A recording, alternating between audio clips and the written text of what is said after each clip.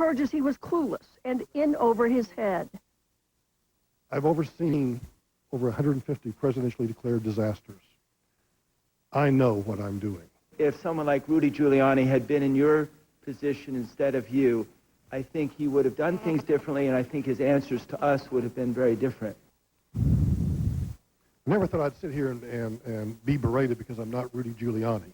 What about this statement the day after reports of thousands stranded at the convention center? The federal government just learned about those people today. I was just tired and misspoke. Brown insisted FEMA was prepared, but he said in recent years the agency had been eviscerated, lost money, personnel, and brain power. He claimed he asked for more money for catastrophic hurricane planning, but was turned down. However, other FEMA officials say Brown actually cut money for catastrophic planning. I can go to bed at night and sleep because I know I fought that battle.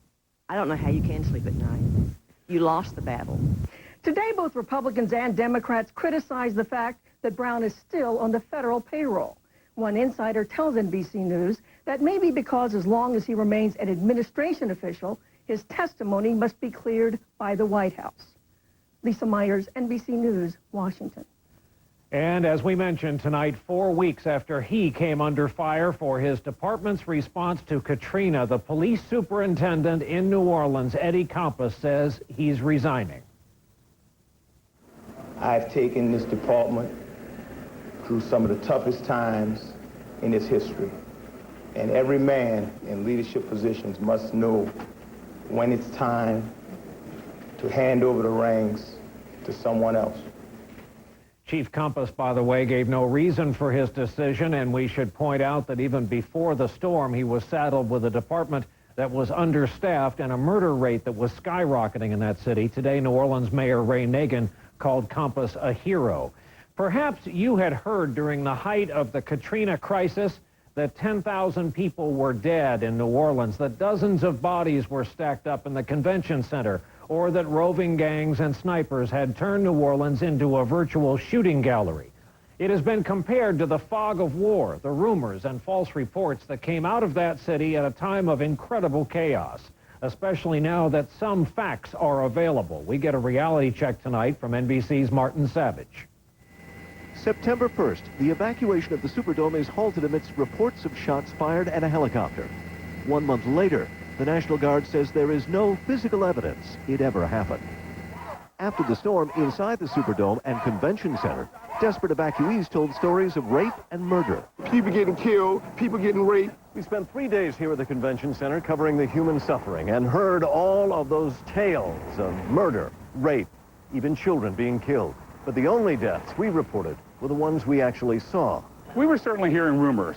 Colonel Thomas Barone was in charge of up to 700 Louisiana National Guardsmen, overseeing the crowd of up to 30,000 at the Superdome. There wasn't a homicide, for instance. There wasn't a serious assault that was reported to us.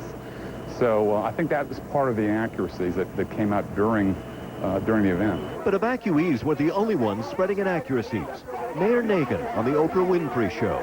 They had people standing out there, had been in that frickin' Superdome for 5 days, watching dead bodies, watching hooligans killing people, raping people. The day before on the Today Show, Nagin made his frightening projection of the dead. It wouldn't be unreasonable to have 10,000. Currently, the confirmed death toll in Louisiana stands at 885. Then there were the rumors in New Orleans that as much as half the police force failed to show up for work after the hurricane. Now, police officials say the actual number of officers who left their posts during the storm was 249, or 15% of the force.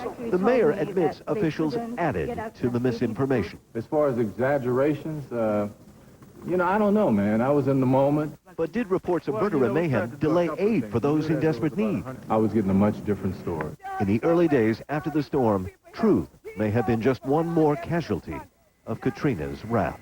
Martin Savage, NBC News, New Orleans. President Bush spent part of this day flying over devastated parts of Louisiana, getting an aerial view of the damage to coastal towns and oil rigs in that area. We have a view tonight from a bit higher up, courtesy of NASA. We have a look at the area around the town of Lake Charles, specifically before and then after Hurricane Rita came ashore and leveled a good deal of that town. Indeed, as you can see, a good deal of southern Louisiana is now missing, returned to water. We have two reports on conditions in Louisiana and Texas tonight, beginning with NBC's Don Teague in Lake Charles. Don, good evening. Good evening, Brian, and as you've just shown us, Lake Charles, Louisiana took a direct hit from Hurricane Rita. Thousands of homes and businesses here damaged or destroyed, and despite pleas from authorities to stay away, tonight many residents are returning to devastation. On what used to be a quiet street in Lake Charles, John Rentrup is on his third day of digging, dragging, and cutting his way home. When he finally gets there, the house is covered by fallen trees and seriously damaged. I'm glad my family's okay. Fixing the home, if it's possible, will cost tens of thousands of dollars. It's bad. It's just going to take time. There are stories like his in neighborhood after neighborhood here. Baby's room's okay. Devastation President Bush saw firsthand today while touring Lake Charles and Beaumont, Texas. Came down to make sure that things are going as best they possibly can go. Rebuilding the areas hardest hit by Hurricane Rita will take months. Work crews are trying to restore power in Lake Charles, but the infrastructure here is in shambles. Hurricane Rita, blue. Those who have come back face long lines to get gas and just a handful of open stores.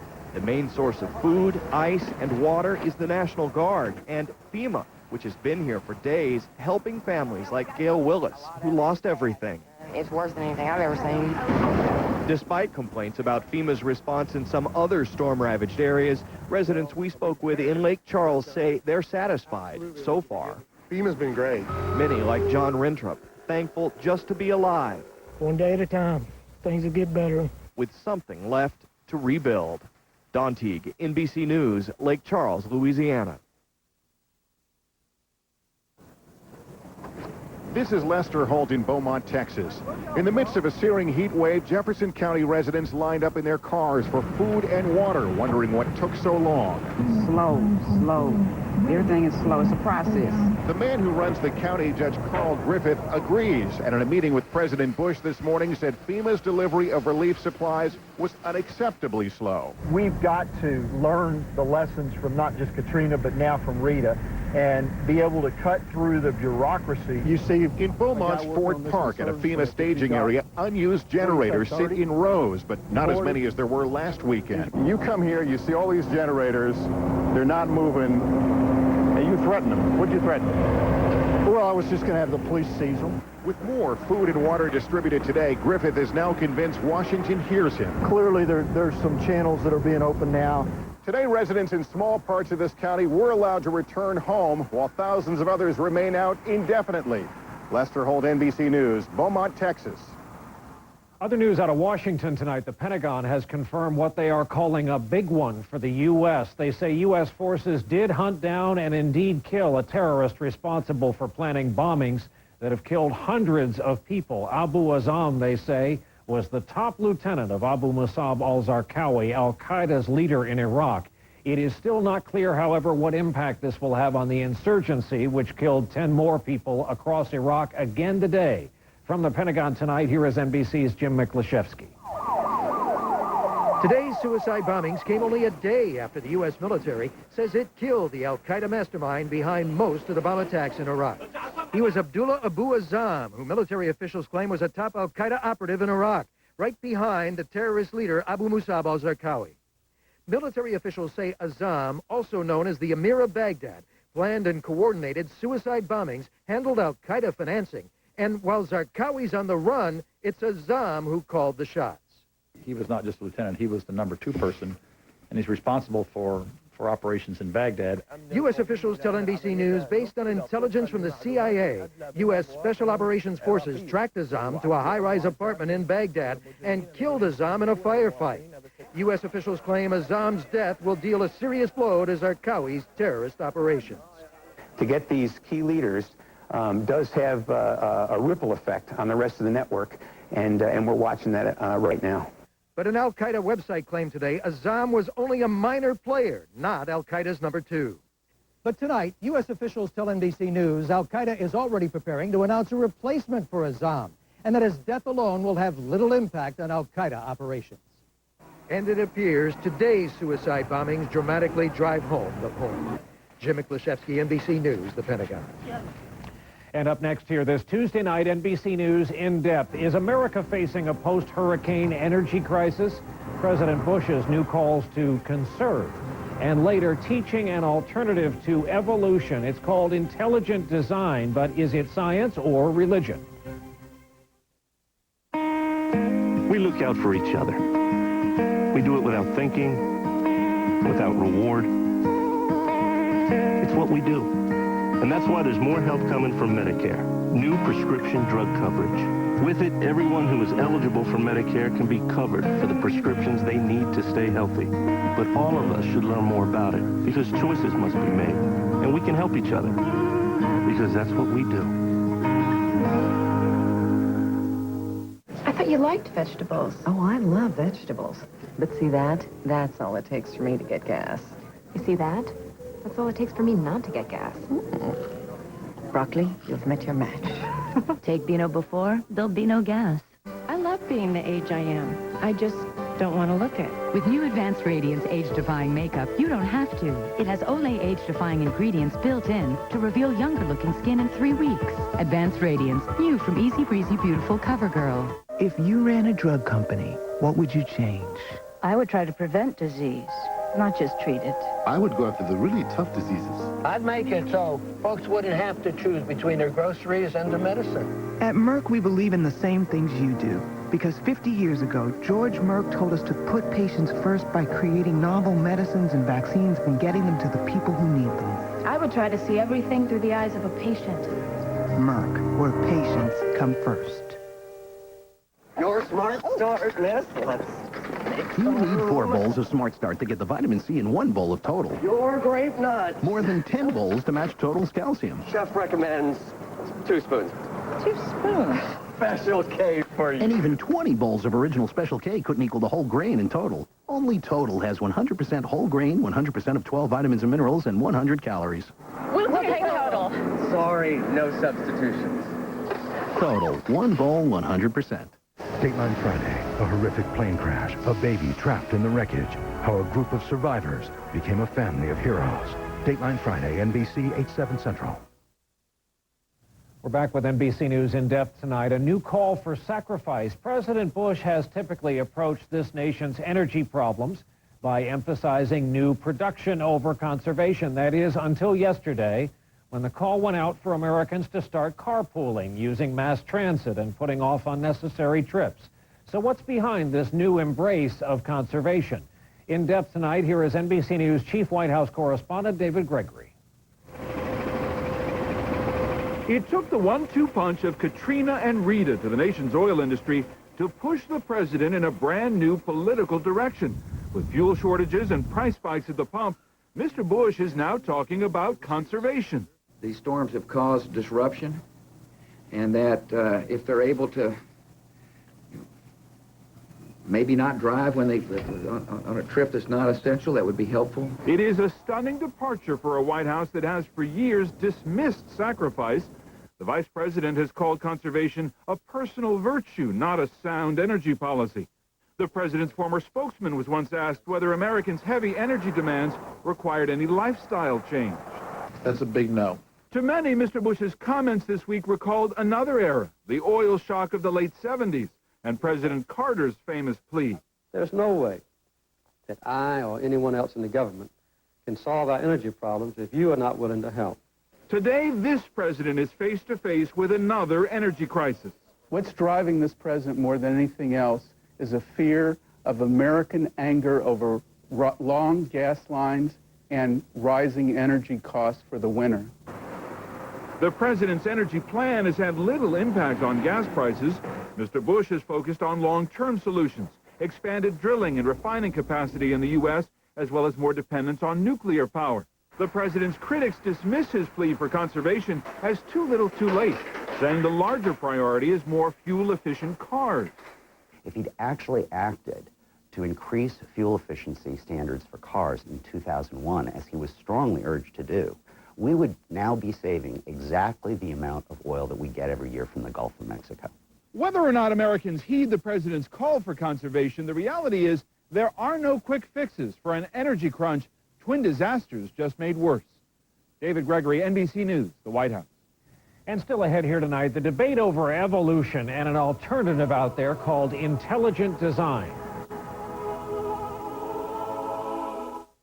If you're thinking about joint replacement surgery, here's an important question to consider. Which implant is right for your specific needs?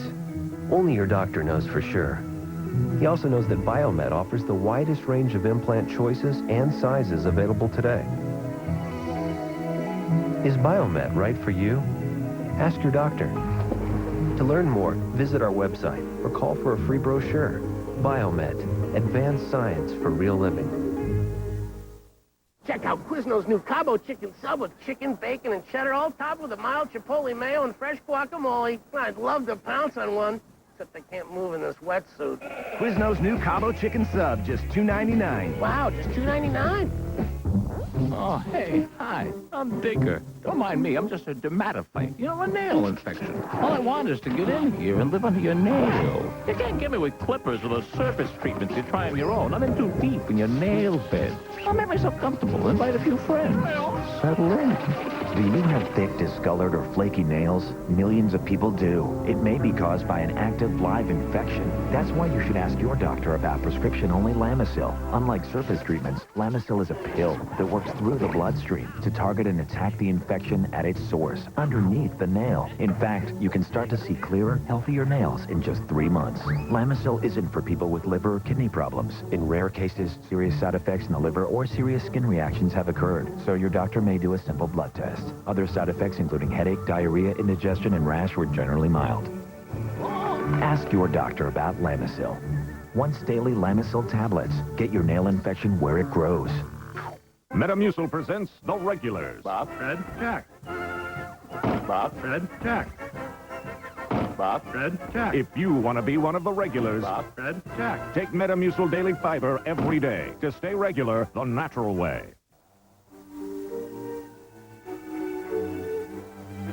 This house is definitely too large. But it looks so perfect online. Finding a new home shouldn't be this hard. It's just the right size. An experienced RE/MAX agent can help find the home that's right for you. Nobody sells more real estate than RE/MAX. Only on Today, Paul Simon, the New York Giants, and Diddy raised a hammer and made a difference today. Who'll be there tomorrow? Stevie Nicks, live in concert tomorrow on Today. It has been 80 years since the so-called Scopes monkey trial, but the cultural war over evolution has never ended, and now it is back in court in the first test of a theory called intelligent design, and in a test of who gets to decide what kids are taught in school. We get more now from NBC News Chief Science Correspondent Robert Bazell. And these are $2.99 here. Greg Mao works in a garden shop in Dover Township, Pennsylvania, the latest battlefield in America's war over evolution. So you don't want the big ones up yet. Mao has no problem that his children and all the students at the town's high school are taught that there is an alternative to evolution to explain how life developed. I feel all the theories should be taught in the school. Let the children think with their minds. That's what school's all about. The alternative is called intelligent design. Proponents, including Dr. Stephen Meyer, say a creator is necessary to explain the complexity of life. It looks designed because it really was designed. Good morning. But in a federal courtroom in Harrisburg, other Dover parents, including Tammy Kitzmiller and Anna Callahan, were testifying today that intelligent design deprives their kids of a good biology education. And most scientists say it is religion dressed up as science. The scientific community is very concerned that we not compromise the integrity of the science education we're providing to young people. But this case is not only about what scientists think. It's also about who in a community like this decides on the content of children's education, and what role should religion play in public schools. The debate goes back 80 years to the Scopes trial that challenged a Tennessee law banning the teaching of evolution. An historian says little has changed. There are people deeply concerned about the direction of our culture. We're a deeply religious nation. We were religious in 1920, we're religious now. And part of that concern centers on the religious implications of evolution. Implications so profound that Judge John Jones' decision about the curriculum here in Dover will almost certainly be quickly appealed to the Supreme Court. Robert Vizell, NBC News, Dover, Pennsylvania. There is news on the economy tonight, and it's not good. Consumer confidence is at a 15-year low. The huge drop in large part because Americans are so anxious over energy costs. People are especially worried about home heating costs for this coming winter. The consumer confidence reading raises questions about people's willingness to spend in this upcoming and crucial holiday shopping season. Wall Street shook off that gloomy report after Fed Chairman Alan Greenspan praised the economy's resilience today. And so the Dow finished up more than 12 points. NASDAQ was down 5 points on the day. When we come back here tonight, how it is that two storms might have changed this country forever. Can you control your destiny? Can you do it with a spoon? Each morning we choose. We say, I'm hungry, or, cookie dough. This is a turning point. So you pour honey-toasted Kashi Go Lean Crunch with twice the protein and fiber to help you feel healthy, not hungry, all morning long. You like this Go Lean Crunch feeling. Could every day be a good day? Kashi Go Lean Crunch. See how far it takes you. What's sinusitis?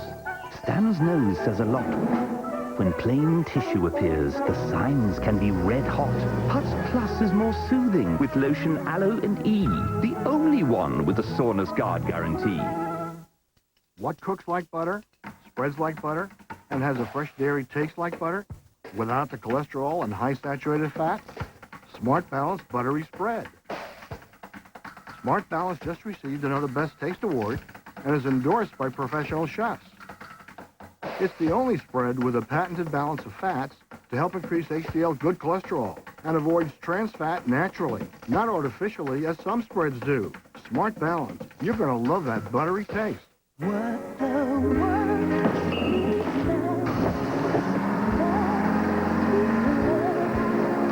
is the only thing that there's just. Your call will be answered in 30 minutes. My car ready yet? Whatever happened to customer service? At DHL, it's alive and well. Come on. Call us and see how we're changing the way the shipping business does business. I regret that I never took better care of my skin. Now, I'm ready to take the heat. New Olay Regenerist Thermal Skin Polisher. It heats up with water and polishes for mini peel results in just 10 days. New from Regenerist. I was just getting to the good part when Uncle Ernie dropped his tons. Oh, I'd seen that look before. It was heartburn. Before you could say duck sauce, I was there with my Pepsid Complete. I told him only Pepsid Complete starts to neutralize acid on contact and keeps heartburn from coming back all day or all night. In no time, Uncle Ernie was in Mushu heaven, and I had my eye on a spicy dumpling. Pepsid Complete, just one and heartburn's done.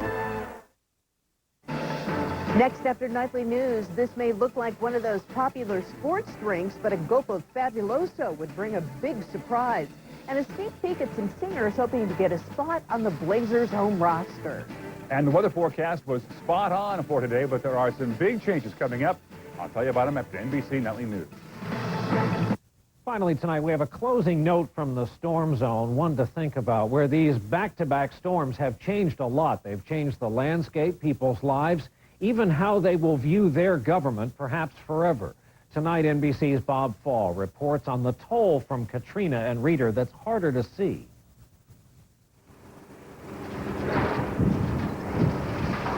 No, this wasn't Katrina. Rita's toll was paltry alongside that. But her wake, both physical and psychological, is still frightful. The miles of maddening gridlock catching authorities off guard, the gutted landscape, the fouled-up communications. Sadly, some residents here grumble, this storm and that other one teach the same lesson. You can't trust the government.